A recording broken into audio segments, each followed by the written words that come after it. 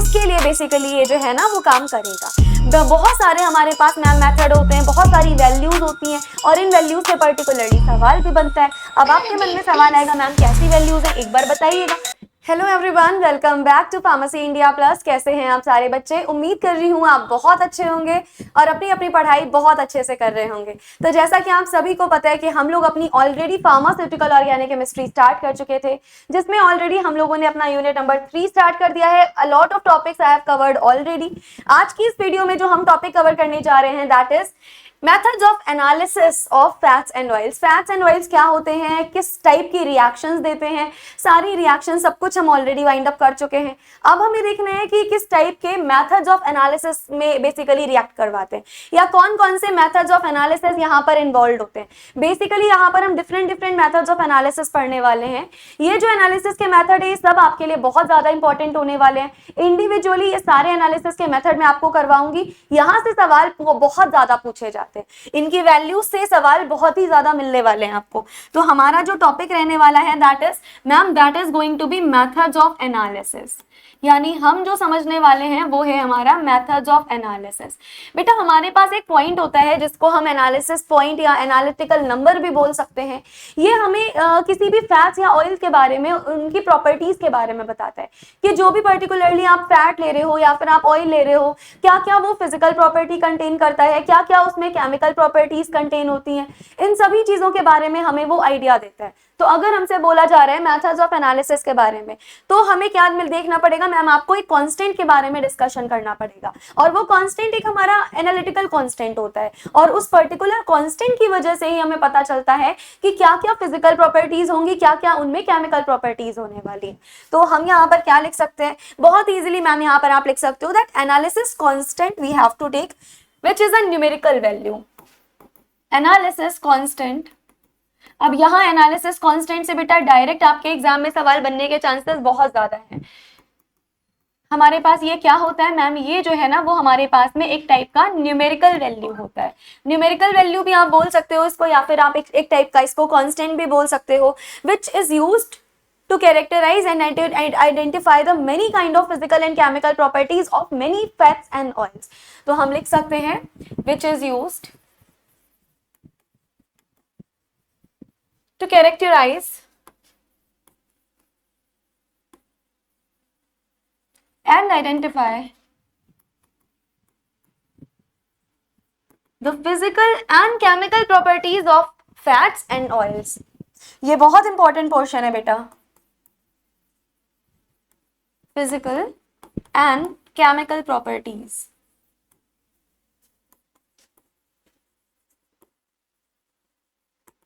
किसकी physical and chemical properties ma'am, अगर आपको फैट्स या फिर अगर आपको ऑयल्स की फिजिकल एंड केमिकल प्रॉपर्टीज बतानी है तो उसके लिए बेसिकली ये जो है ना वो काम करेगा। बहुत सारे हमारे पास मैम मेथड होते हैं, बहुत सारी वैल्यूज होती हैं और इन वैल्यूज से पर्टिकुलरली सवाल भी बनता है। अब आपके मन में सवाल आएगा मैम कैसी वैल्यूज हैं, एक बार बताइएगा। तो बेटा इट कंटेन्स वेरियस मैथड्स। कौन कौन से मैथड्स, चलो हम लोग वन बाय वन सभी के बारे में डिस्कस करेंगे। पहले तो हम लिखेंगे that it contains various methods. क्या है मैम वो मेथड, चलो जी सारे हम मेथड्स डिस्कस करते हैं वन बाय वन। पहला मेथड क्या होने वाला है मैम, पहला मेथड हमारे पास होने वाला है एसिड वैल्यू। और ये जितनी भी आपको मैं वैल्यूज लिखवाऊंगी उनसे सवाल डायरेक्ट आपको देखने को मिलने वाला है, तो एक सब पे इंपॉर्टेंट लगा के चलिएगा। एसिड वैल्यू के बाद हमारे पास आता है सैपोनिफिकेशन वैल्यू। सैपोनिफिकेशन रिएक्शन भी बहुत इंपॉर्टेंट थी, सैपोनिफिकेशन वैल्यू भी बहुत इंपॉर्टेंट है। यही कुछ पॉइंट्स हैं जहां से सवाल आपके बनने हैं, निश्चित है। उसके बाद आपकी आ गई एसिटाइल वैल्यू। एसिटाइल वैल्यू के बाद नेक्स्ट हमारे पास होती है आयोडीन वैल्यू, है ना। नेक्स्ट क्या हो जाएगी मैम, नेक्स्ट हमारे पास एक और टाइप की वैल्यू होती है दैट इज आरएम वैल्यू। अब आरएम का फुल फॉर्म क्या होता है, क्या आप लोगों में से कोई बच्चा मुझे कमेंट बॉक्स में बताएगा कि इस आरएम का फुल फॉर्म क्या है। ये जो हमने डिस्कस करी है आरएम वैल्यू, आप लोगों में से कोई भी मुझे बताइएगा कि ये जो आरएम वैल्यू है इसका हमारे पास में क्या आने वाला है, बेसिकली इसमें फुल फॉर्म क्या होता है इसका। नेक्स्ट हमारे पास होगी ester value. Yes, next value कौन सी होती है ma'am? Next is ester value. तो बेसिकली 6 टाइप के हमारे पास वैल्यूज होती हैं। कौन कौन सी 6 values ma'am? Acid value, saponification value, acetyl value, iodine value, RM value और एस्टर वैल्यू। आपको बताना है आरएम का फुल फॉर्म क्या है और इन 6 वैल्यूज के बारे में हमें पढ़ना है। जिस दिन हमारी 6 के 6 वैल्यूज खत्म हो गई, समझ लेना उस दिन आपकी पूरी यूनिट खत्म हो गई। यानी अब इस यूनिट में आपका जो आखिरी पोर्शन बचा है वो ये वाला पोर्शन है, जिसमें हमें मेथड्स ऑफ एनालिसिस देखने हैं, जो कि 6 प्रकार के मेथड्स ऑफ एनालिसिस हैं। वन बाय वन इन्हीं 6 मेथड्स को हमें पढ़ना है और यही हमारा रिमेनिंग पोर्शन बचा है। उसके अलावा जितना बेसिक पोर्शन था, जितना फैट्स एंड ऑयल्स की चीजों के बारे में रिएक्शंस थी, सब कुछ हमने कवर कर लिया ऑलरेडी। अब ये मैं 2 लेक्चर में कवर करवा दूंगी। आज के लेक्चर में पर्टिकुलरली हम डिस्कस करने वाले हैं अपनी acid value, saponification value, acetyl value, और दूसरी लेक्चर में मैं डिस्कस करूंगी iodine, RM and ester value. तो इस तरीके से मैं 2 लेक्चर लूंगी जिसमें आपकी पूरी की पूरी फैट्स एंड ऑयल्स की यूनिट खत्म, और दोनों लेक्चर में सारे वैल्यूज हम वाइंड अप करेंगे और बहुत डिटेल में एक एक वैल्यू को पढ़ना है हमें, क्योंकि यहां से सवाल तुमको डायरेक्टली देखने को मिलने वाले हैं। डन? तो स्टार्ट करें। स्टार्ट करते हैं अपनी पहली वैल्यू से, दैट इज एसिड वैल्यू। तो start the lecture with first value, और हमारी जो पहली वैल्यू है बेटा वो कौन सी वैल्यू है ma'am? That is acid value. चलो जी, क्या होता है एसिड वैल्यू? अब इसका आंसर आप लोग मुझे देंगे, what is this acid value. Ma'am सबसे पहले तो ये हमारे पास एक एनालिटिकल मेथड होता है। तो पहले मैं बेसिक लाइन लिख देती हूं।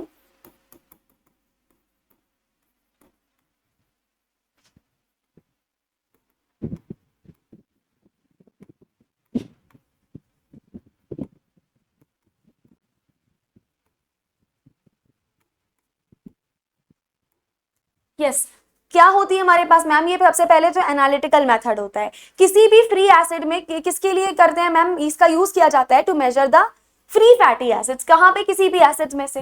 तो हम लिख सकते हैं it is use to determine the value of free fatty acid.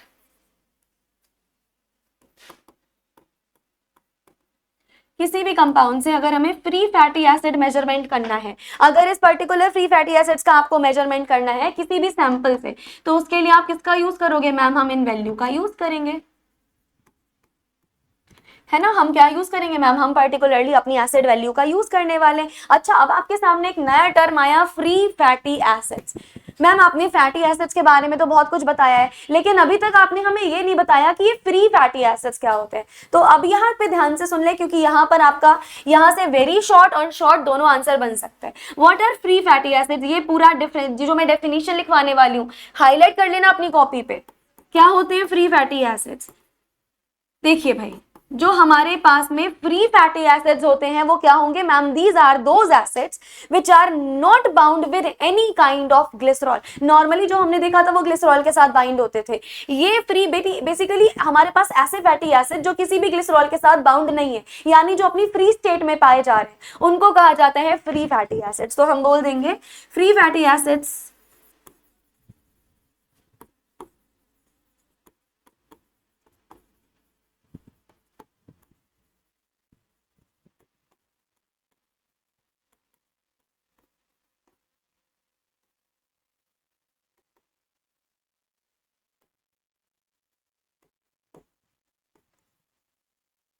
ये क्या होता है मैम? ये फ्री फैटी एसिड ना किसी भी ग्लिसरॉल के साथ बाउंड नहीं होते हैं। एंड बनते कैसे हैं मैम? किसी भी base and form due to hydrolysis and oxidation of normal fatty acids. हम लिख सकते हैं एंड फॉर्म्ड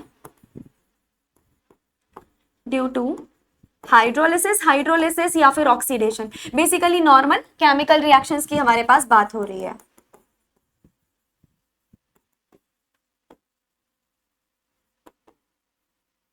तो ये किसके बारे में हमने डिस्कशन कर लिया मैम? ये आपने डिस्कशन कर लिया फ्री फैटी एसिड्स के बारे में। ये बेसिकली ग्लिसरॉल के साथ बाउंड नहीं होते and these are formed due to hydrolysis और ऑक्सीडेशन ऑफ फैटी एसिड्स। या फैटी एसिड्स की जगह आप यहाँ पर ऑयल भी यूज कर सकते हो, या तो फैटी एसिड्स लिख लो या फिर आप यहाँ पर ऑयल का भी यूज कर सकते हो, दोनों से ही आपको इनका फॉर्मेशन मिल जाता है। दूसरी इंपॉर्टेंट चीज, ये ह्यूमन बॉडी के लिए बहुत ज्यादा हार्मफुल होते हैं। ह्यूमन बॉडी इतना इंटेक नहीं करना चाहिए ह्यूमन बॉडी को। तो हम लिख सकते हैं कि these are harmful, we will write that these are harmful for human being. ये इंपॉर्टेंट है, इसको जरूर से नोट डाउन कर लीजिएगा। ह्यूमन बीइंग के लिए this is very very very much harmful, right. तो ये सबसे ज्यादा इंपॉर्टेंट पॉइंट है। अब इसको हम डिफाइन कैसे करेंगे, अगर हमें इसको टाइट्रेशन की लैंग्वेज में डिफाइन करना है तो कैसे डिफाइन करेंगे, यहाँ पे देख लीजिएगा ध्यान से।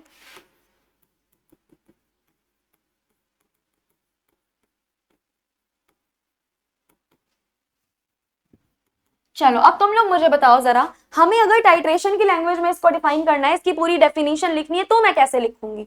हम क्या लिख सकते हैं मैम, हम लिख सकते हैं defined as number of milligram of KOH, KOH यानी base, to neutralize any acidic solution. देखो एक तरफ एसिड होता है, एक तरफ बेस होता है। जब आपके एसिड और बेस मिलते हैं तो रिएक्शन को न्यूट्रलाइज करते हैं, न्यूट्रलाइजेशन रिएक्शन हो जाती है। तो what we can write number of milligrams of KOH, KOH का मतलब होता है strong base, required for what ma'am, to neutralize. Okay अब जरा ये बता दीजिएगा मुझे, जरा ये न्यूट्रलाइजेशन हमारा हो किस चीज का रहा है ma'am, to neutralize free fatty acids, ठीक है, ये बिल्कुल मत भूलना, to neutralize free fatty acids. हम सारी डिस्कशन कर किसके लिए रहे हैं, हम फ्री फैटी एसिड्स के लिए तो डिस्कस कर रहे हैं। अब अगर हमें एसिड का न्यूट्रलाइजेशन कराना है तो रिएक्शन बेस से करवानी पड़ेगी, और इन एसिड के लिए हम लेकर आए हैं स्ट्रॉन्ग बेस KOH। KOH की जगह पर आप NaOH का भी यूज कर सकते थे, क्योंकि आफ्टर ऑल हमें चाहिए था एक स्ट्रॉन्ग बेस। अगर हमारे पास कोई भी स्ट्रॉन्ग बेस होगा तो हम अपने एसिड को बहुत इजीली क्या करवा सकते हैं मैम, आप बहुत इजीली यहाँ पर न्यूट्रलाइज करवा सकते हो, ठीक है। और ये जरूर देख लीजिएगा कि in the presence of 1 gram fat और ऑयल, हमेशा ये बहुत अच्छे से याद रखिएगा, किसकी प्रेजेंस में होगा ma'am, it will always proceed in the presence of 1 gram fat and oil. ये बहुत इंपॉर्टेंट लाइन है, यहाँ से सवाल देखने को हमेशा मिल जाता है।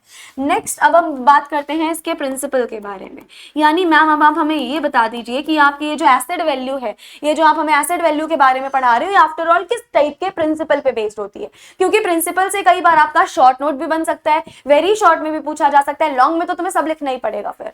तो प्रिंसिपल पे हम क्या लिखेंगे ma'am, it is measured by the titration, यानी इसको हम कैसे कर सकते हैं ma'am, it is measured by titrating. किसको टाइट्रेशन करना है, किसी भी फैट को, किसी भी ऑयल को हम बहुत इजीली टाइट्रेट कर सकते हो यहाँ पर। तो हम लिखेंगे इट इज मेजर्ड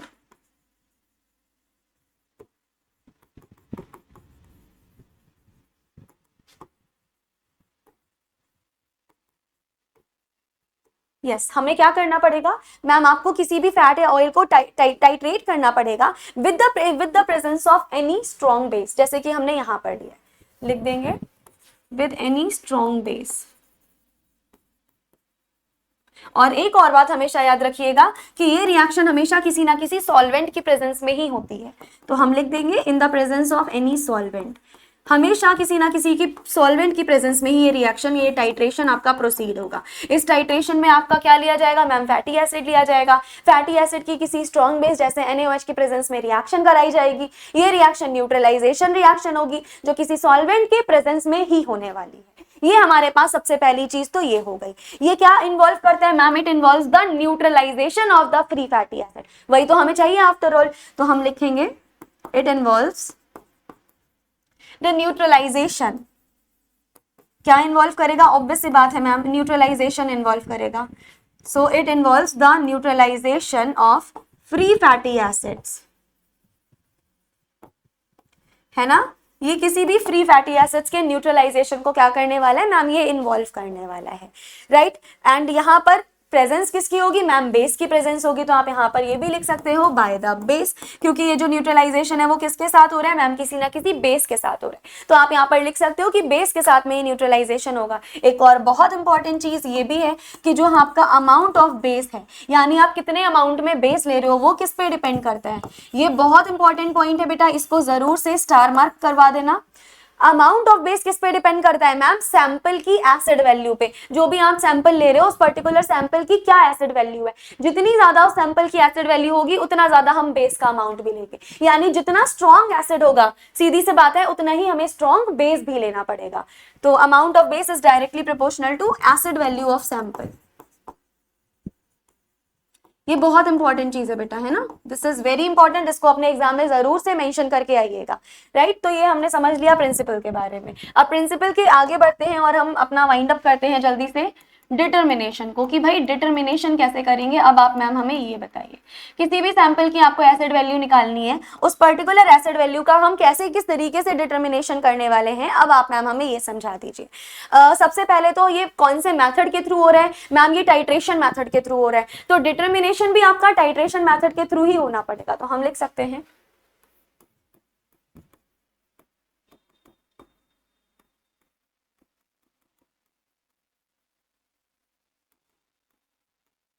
यस कौन से मेथड के थ्रू हमारा डिटर्मिनेशन होगा मैम, इसका डिटर्मिनेशन हमेशा अपने टाइट्रेशन मेथड के थ्रू ही आपको करवाना है, जिसमें 10 ग्राम सैंपल को 50 ml मिक्सचर में आपको डिसॉल्व करवाना पड़ेगा।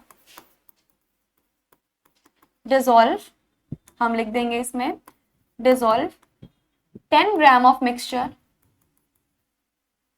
इनटू, बताना जरा 10 ग्राम ऑफ मिक्सचर को हम किसमें डिसॉल्व करने वाले हैं, सॉरी 10 ग्राम ऑफ सैंपल को, 10 ग्राम ऑफ सैंपल, बताइएगा जरा 10 ग्राम ऑफ सैंपल है हमारा, इसको किसमें मिक्स करेंगे मैम, 50 ml ऑफ मिक्सचर में आप मिक्स करोगे।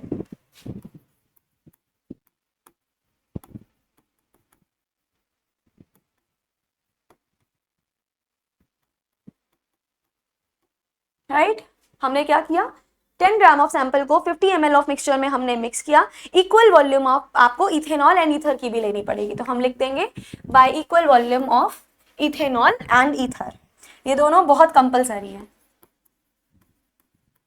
Ethanol and ether, this is important. उसके बाद में जब हमने इन सबका मिक्सचर ले लिया, फिर मैम फिर इसको किसी ना किसी स्ट्रॉन्ग बेस के अगेंस्ट टाइट्रेट करवा देंगे, लिख दीजिए titrate against a strong base. हम क्या करेंगे मैम, हम इसका ना किसी स्ट्रॉन्ग बेस के अगेंस्ट टाइट्रेशन करवा देंगे। अब वो स्ट्रॉन्ग बेस मैम आपके पास में NaOH भी हो सकता है, वो स्ट्रॉन्ग बेस मैम आपके पास में KOH भी हो सकता है। हमने बेस की प्रेजेंस में इसका क्या करवा दिया मैम, यहाँ पर आपने टाइट्रेशन करवा दिया, एंड यहाँ पर देखो जब जब टाइट्रेशन कराएंगे तब तब इंडिकेटर तो प्रेजेंट होगा ही। सवाल तुमसे ये कई बार पूछा जा सकता है कि इस पर्टिकुलर मैथड में तुम्हारा इंडिकेटर क्या है। याद रखना इस पर्टिकुलर मेथड में इंडिकेटर आपका फिनोल्फथलीन होने वाला है, बहुत बार वेरी शॉर्ट में पूछा गया सवाल है। यहां पर लेंगे टेक फिनोल्फथलीन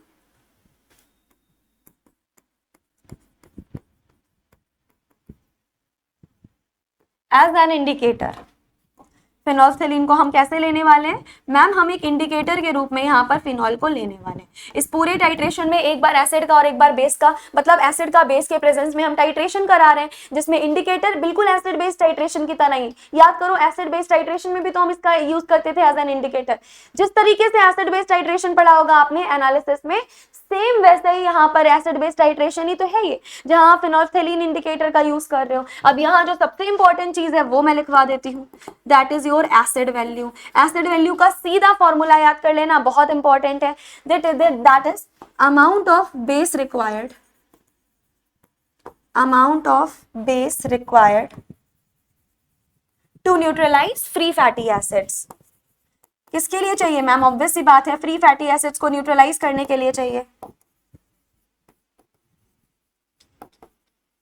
ठीक है, ये हो गया हमारा amount of base required to neutralize free fatty acids. Upon में हम क्या लेंगे मैम, वेट ले लीजिए आप सैंपल का, जो भी आपका सैंपल है जो भी उसका वेट होगा, तो अपॉन में क्या आ जाएगा बेटा, अपॉन में हमारे पास आ जाएगा वेट ऑफ सैंपल, और ये वैल्यू हम परसेंटेज में निकालेंगे तो हमारे पास क्या होगा मैम, मल्टीप्लाइड बाय 100 होगा। ये बिल्कुल अच्छे से याद रख लेना, क्योंकि यहाँ से हर बार सवाल पूछा जाता है कि आपका एसिड वैल्यू निकालने का डायरेक्ट फॉर्मूला क्या होने वाला है। It is amount of base, कि बेस कितना दिया हुआ है और आपकी सैंपल का वेट कितना है, मल्टीप्लाइड बाय 100 कर देंगे, क्या निकल के आ जाएगा मैम, हमारे पास में एसिड वैल्यू निकल के आ जाएगा। इसका एक और फॉर्मूला भी होता है, वो भी नोट डाउन कर लीजिएगा। एसिड वैल्यू का जो दूसरा फॉर्मूला होता है दैट इज 5.61, ये न्यूमेरिकल वैल्यू याद कर लेना, N/W। ये हमारे पास एसिड वैल्यू का दूसरा फॉर्मूला है, जहां पर N का मतलब क्या होता है मैम, जहां पर N का मतलब होता है हमारे W का मतलब, और N का मतलब बता दीजिए क्या होगा मैम, N का मतलब होगा ब्यूरेट रीडिंग। N मतलब यहाँ पर क्या है, this is your burette reading, experimental terms हैं ये सारे, और W हमारे पास हो जाएगा मोलिकुलर वेट। तो ये कुछ कुछ चीजें हैं जो हमेशा आपको याद रखनी है। W is molecular weight, N is burette reading. ये हमारे पास किसका फॉर्मूला हो गया मैम? ये एसिड वैल्यू का फॉर्मूला हो गया। बताओ क्या इतनी चीजें आपको समझ में आई? Is that clear to everyone? क्या हमने जिस तरीके से एसिड वैल्यू याद करी वो आपको समझ में आ गई? ये एसिड वैल्यू आपके इतने ज्यादा काम की है ना, यहाँ से आपका कई बार सवाल बनता है, वेदर आप लॉन्ग की तैयारी करो, आप शॉर्ट की, आप वेरी शॉर्ट की, यहाँ से किसी भी तरीके का सवाल बन सकता है। अब यहाँ पर कुछ कुछ वैल्यूज हैं जहां से डायरेक्ट सवाल आएंगे, मैं वो ट्रिक भी बता देती हूँ आपको। इफ एसिड वैल्यूज,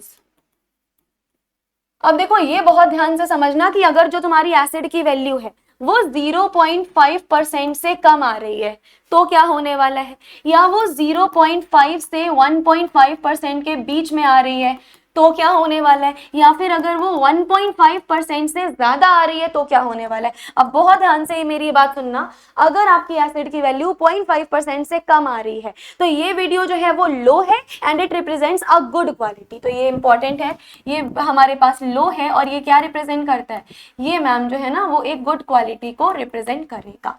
अगर 0.5 से 1.5% है तो ये वैल्यू कैसी है मैम, ये हमारी एक मीडियम वैल्यू है। ये किसको रिप्रेजेंट करता है बताना जरा, मीडियम वैल्यू है और ये रिप्रेजेंट किसको करता है, यहाँ सम कुछ अमाउंट में रेंसिडिटी आ रही है, यानी ये रिप्रेजेंट करता है some amount of rancidity. What it will represent ma'am, it will represent some amount of rancidity। यहाँ पर कुछ अमाउंट में क्या आ रही होगी मैम, यहाँ कुछ अमाउंट में रेंसिडिफिकेशन आ रहा होगा। ये वैल्यू कैसी होती है, ये वैल्यू मैम हमारे पास में बहुत हाई है और ये रिप्रेजेंट क्या करने वाली है, ये बिल्कुल पुअर क्वालिटी आपको रिप्रेजेंट करके दे रही है।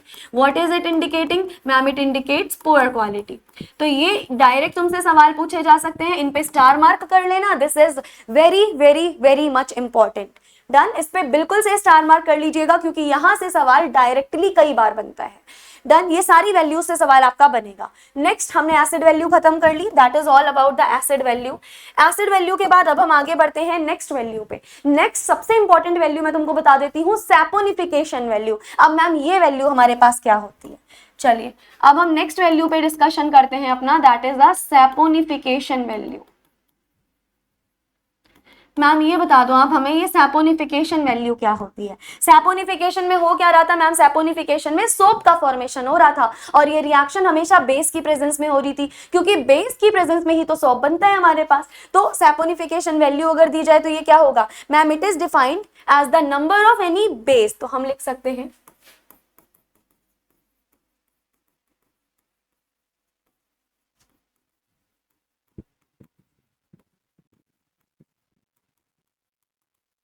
हमने क्या लिया मैम, हमने लिया number of milligrams of KOH which is required to saponify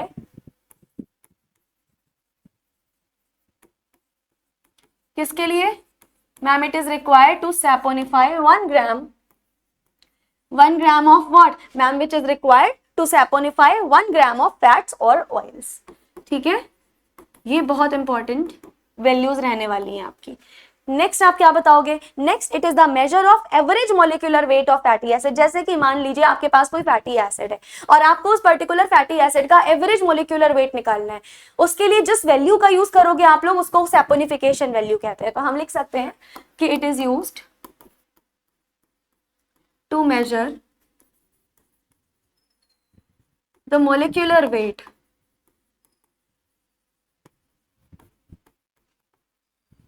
of any fat and oil. ठीक है, I hope this is clear to everyone. किसी भी फैट एंड ऑयल का अगर हमें एवरेज मोलिकुलर वेट निकालना है, हम किसका यूज करने वाले हैं मैम, आप सैपोनिफिकेशन वैल्यू का यूज करने वाले हो। यस, ये हमारे पास इसकी बेसिक चीजें हो गई। अब हम डिस्कस कर लेते हैं कि ये जो सैपोनिफिकेशन वैल्यू है मैम हमारी, ये आखिर किस प्रिंसिपल पे बेस्ड है। ये बात समझना इंपॉर्टेंट है कि मैम ये किस प्रिंसिपल पे बेस्ड है। It is based on the principle of hydrolysis. जब ट्राइग्लिसराइड के हेल्प से आप सोप का फॉर्मेशन करते हो तो हम लिख देंगे it is based on the principle of hydrolysis।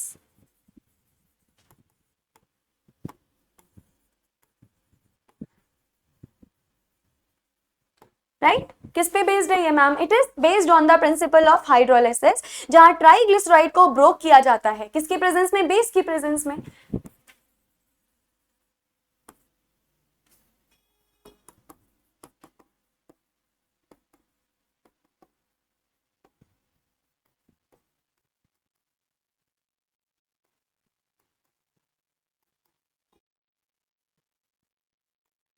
In the presence of any base, और याद रखना बेस हम हमेशा स्ट्रॉन्ग बेस ही लेने वाले हैं। स्ट्रॉन्ग बेस के रूप में आप NaOH भी ले सकते हो या फिर आप KOH भी ले सकते हो। जस्ट रिमेंबर स्ट्रॉन्ग बेस ही आपको लेना है। ऊपर भी हम स्ट्रॉन्ग बेस ले रहे थे पहले वाली वैल्यू में, यहाँ पर भी आपको स्ट्रॉन्ग बेस ही लेना है। डन। तो हमारे पास अगर हमारा अमाउंट ऑफ बेस रिक्वायर्ड हमें निकालना है तो वो किसके बराबर हो जाएगा, बिल्कुल सेम पहले वाले के जैसे जाइए। अगर हम देखते हैं कि अगर हमें बताना है अमाउंट ऑफ बेस, इसकी वैल्यू किसकी डायरेक्टली प्रोपोर्शनल होगी, क्या हमें अमाउंट ऑफ बेस की वैल्यू लेनी पड़ेगी मैम, सैपोनिफिकेशन वैल्यू। जितना ज्यादा आप सैपोनिफिकेशन वैल्यू होगा उतना ही ज्यादा हमारे पास क्या होगा मैम, बेस का अमाउंट। दोनों क्या होंगे, दोनों एक दूसरे के मैम डायरेक्टली प्रोपोर्शनल होने वाले, यानी जो अमाउंट ऑफ बेस है which is required to complete the reaction saponification value के डायरेक्टली प्रोपोर्शनल होगा। जितनी ज्यादा सैपोनिफिकेशन वैल्यू उतना ज्यादा आप बेस लेने वाले हो। तो प्रिंसिपल देख लिया हमने। अब प्रिंसिपल के बाद समझते हैं कि इसको हम डिटरमिन किस तरीके से करेंगे, राइट। अब हम देख लेते हैं इसके डिटर्मिनेशन का मेथड क्या है मैम। इसके डिटर्मिनेशन का मेथड देखो, अभी जब हमने पहले वाली वैल्यू देखी थी उसको कैसे डिटरमाइन कर रहे थे मैम, आप टाइट्रेशन मेथड से कर रहे थे। क्या यहाँ पर भी ऐसा कुछ होगा? यस। इस वैल्यू को भी डिटरमिन करने के लिए हमें टाइट्रेशन मेथड का ही यूज करना पड़ेगा। आप लिख सकते हो that it is determined bye titration method. This is very important बेटा। कौन से मेथड के थ्रू इसको डिटरमिन किया जाएगा मैम, हमेशा इसको टाइट्रेशन मेथड के थ्रू ही डिटरमिन किया जाएगा। इनफैक्ट जितनी वैल्यूज मैं तुम्हें बताऊंगी मोस्ट ऑफ देम आप टाइट्रेशन मेथड के थ्रू ही डिटरमिन करने वाले हो। सबसे पहले क्या होता है मैम, सबसे पहले तो आप अपने सॉल्वेंट में फैट या ऑयल को डिसॉल्व कर देते हो। तो हम लिख देंगे कि अ फैट और ऑयल इज, फैट या ऑयल का क्या किया जाएगा मैम, फैट या ऑयल को बेसिकली आप डिसॉल्व कर दोगे किसी भी सॉल्वेंट में। तो लिख दीजिए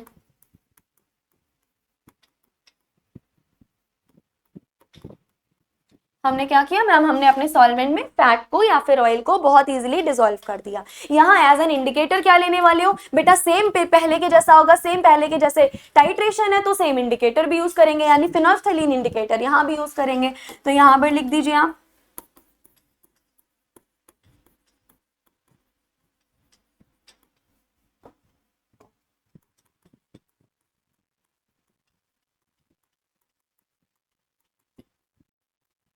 यहाँ इंडिकेटर के रूप में किसका यूज करने वाले हैं, यहाँ पे भी मैम आप फिनोल्फ्थलीन का यूज करने वाले हो, राइट। यहाँ पर क्या लिया जाता है मैम, यहाँ नोन क्वांटिटी ऑफ फैट और ऑयल रिफ्लक्स किया जाता है किसी ना किसी बेस के साथ। तो मेंशन करिए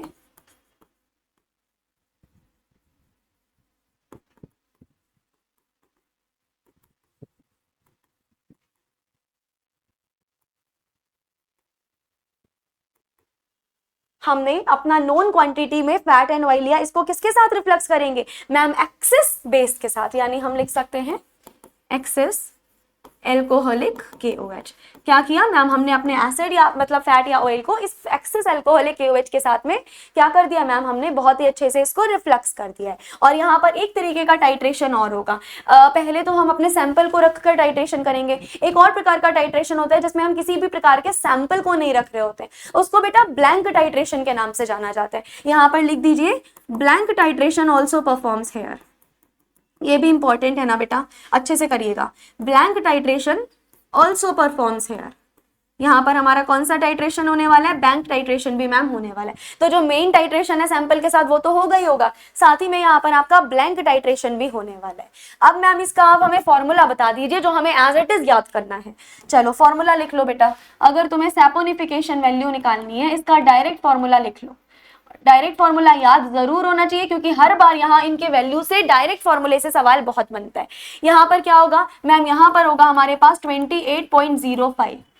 ब्लैंक टाइट्रेशन में से देखो 28.05 तो न्यूमेरिकल हो गई। अब यहाँ पर आपको ब्लैंक टाइट्रेशन वाली वैल्यू और जो सैंपल रखने के बाद वैल्यू आई है दोनों को माइनस करना होता है। तो यहाँ पर हमने लिख दिया blank titration minus sample value. अच्छा जरा मुझे बताना इसके अपॉन में क्या लेंगे, पहले वाले फॉर्मूले से देख के थोड़ा बताओ। यहाँ पर हम नीचे अपॉन में क्या लेंगे मैम, जो आपने पहले लिया था।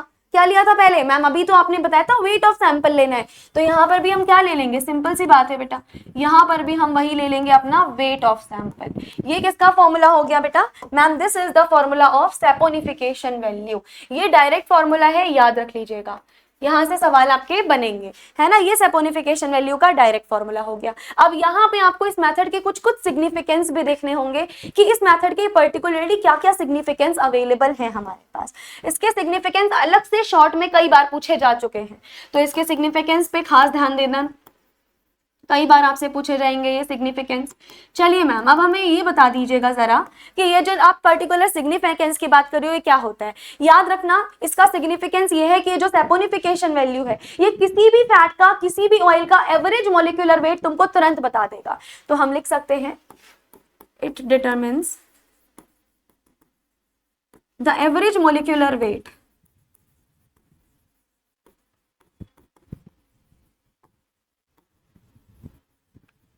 Weight of what ma'am, average molecular weight of any fat and oil, है ना। किसी भी फैट या ऑयल का अगर हमें एवरेज मॉलिक्यूलर वेट निकालना है, हम किसके हेल्प से निकाल सकते हैं, आप बहुत इजीली इसके हेल्प से यहाँ पर निकाल सकते हो। यानी इसका एक फॉर्मूला भी होता होगा, यस बिल्कुल फॉर्मूला होता है। क्या होता है, लिख लो भाई।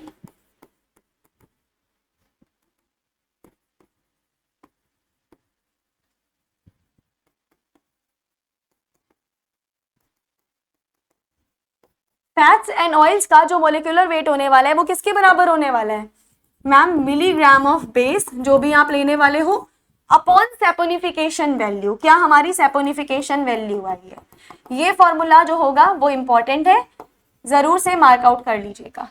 ये हमारे पास मोलिकुलर वेट के डिटर्मिनेशन के लिए आप इस पर्टिकुलर फॉर्मूले का बहुत इजीली यूज कर सकते हो। बताओ क्या इतनी सारी चीजें आपको समझ में आ रही हैं, इज दैट क्लियर। दोनों फॉर्मूले, दोनों न्यूमेरिकल मेथड, यहाँ तक सारी चीजें समझ में आई, क्या सिग्निफिकेंस होगा, क्या बेसिकली यहाँ पर सारी चीजें। अब अगर ये समझ में आ गई है तो that is all about the saponification value. अब हम आगे बढ़ते हैं किसी दूसरी वैल्यू पे। कौन सी वैल्यू, अब हम नेक्स्ट समझ लेते हैं चलो एसिटाइल वैल्यू को।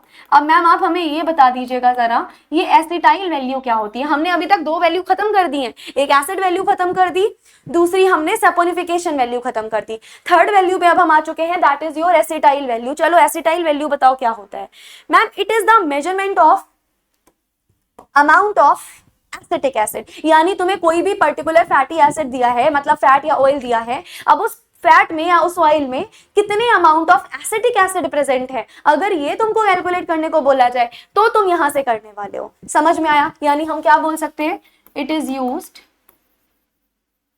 For the determination of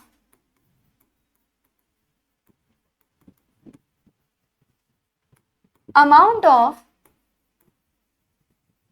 acetic acid. याद रखना बेटा किसका कहां पे यूज हो रहा है, एसिटिक एसिड के लिए बेसिकली देखा जाएगा ये, है ना। तो हम क्या लिख सकते हैं मैम, आप लिख सकते हो it is use for the determination of amount of acetic acid in any fat और ऑयल, है ना। किसी भी फैट में, किसी भी ऑयल में कितने अमाउंट में हमारा एसिटिक एसिड प्रेजेंट है, ये क्या बता देगा मैम, ये उसकी एसिटाइल वैल्यू को बता देगा। इसके लिए भी किसकी रिक्वायरमेंट होगी मैम, इसके लिए भी हमें बेस की रिक्वायरमेंट होगी। तो हम क्या लिखेंगे मैम, आप इजीली लिख दो number of milligrams of KOH। अच्छा KOH की जगह NaOH भी हम लिख सकते हैं, क्योंकि बेसिकली हमको तो क्या चाहिए मैम, हमको तो बेस का मतलब है। आप बेस की जगह चाहो तो पोटेशियम हाइड्रोक्साइड लो, आप सोडियम हाइड्रोक्साइड लो, क्या फर्क पड़ता है, which is use to neutralize the acetic acid, क्योंकि जो एसिड आएगा उसको न्यूट्रलाइज करना है। Required to neutralize what ma'am, it is used to required for the neutralization of, to neutralize acetic acid. क्या करना है हमें मैम, आपको एसिटिक एसिड को न्यूट्रलाइज करना है। So we can write number of mg of KOH या NaOH required to neutralize the acetic acid obtained by the saponification of 1 gram of fat and oil, obtained by the saponification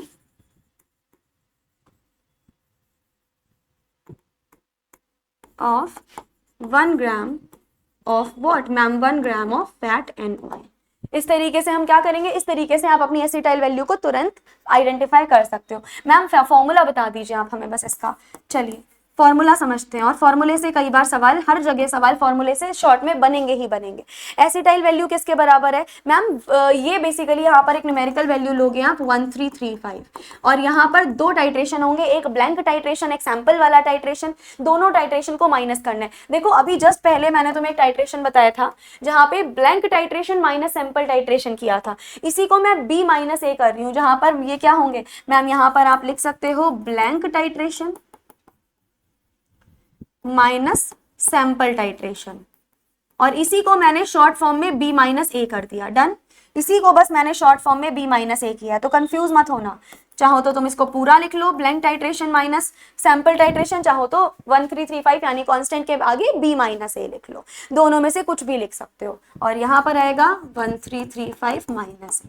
किसका formula है ma'am, ये particular हमारा formula acetyl value का हो गया। याद रखना एक और इंपॉर्टेंट चीज कि एसिटाइल वैल्यू किसके डायरेक्टली प्रोपोर्शनल होगी, ये बहुत इंपॉर्टेंट वैल्यू है मैम। एसिटाइल वैल्यू जो हमारे पास होगी it is directly proportional to free fatty acid amount, या हम लिख सकते हैं amount of free fatty acid, यानी जो हमारे फ्री फैटी एसिड्स हैं वो पर्टिकुलरली कितने अमाउंट में दिए हैं, वो डायरेक्टली प्रोपोर्शनल होगा to what ma'am, it is directly proportional to acetyl value.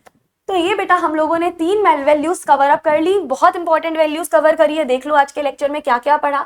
सबसे पहले मैंने तुमको बताया मेथड ऑफ एनालिसिस है क्या, जिसमें 6 वैल्यू टोटल हमें खत्म करनी है पूरी यूनिट में, जिसमें हमने एसिड वैल्यू खत्म कर ली, सैपोनिफिकेशन खत्म कर ली, एसिटाइल खत्म कर ली। रिमेनिंग जो 3 बची है वो अगले लेक्चर में खत्म हो जाएंगी, और अगले लेक्चर में पूरी की पूरी यूनिट आपकी फैट्स एंड ऑयल्स खत्म हो जाएगी। तो आई होप तुम्हें मजा आ रहा होगा, तुम्हें पढ़ के अच्छा लग रहा होगा। डेली हम लेक्चर अपलोड कर रहे हैं, डेली मैं तुम्हारे लिए पढ़ा रही हूँ, दिन रात कुछ भी नहीं चल रहा है, अभी सिर्फ तुम्हारे लेक्चर्स चल रहे हैं। तो अपने लेक्चर्स को आराम से लीजिए, लेक्चर्स को अच्छे से एंजॉय करिए, जल्दी जल्दी सिलेबस करिए। जो भी दिक्कत डाउट परेशानी हो आप कमेंट बॉक्स में डाल सकते हैं। सो स्टे ट्यून्ड, मिलते हैं अगले लेक्चर में अगली वैल्यूज के साथ। Thank you.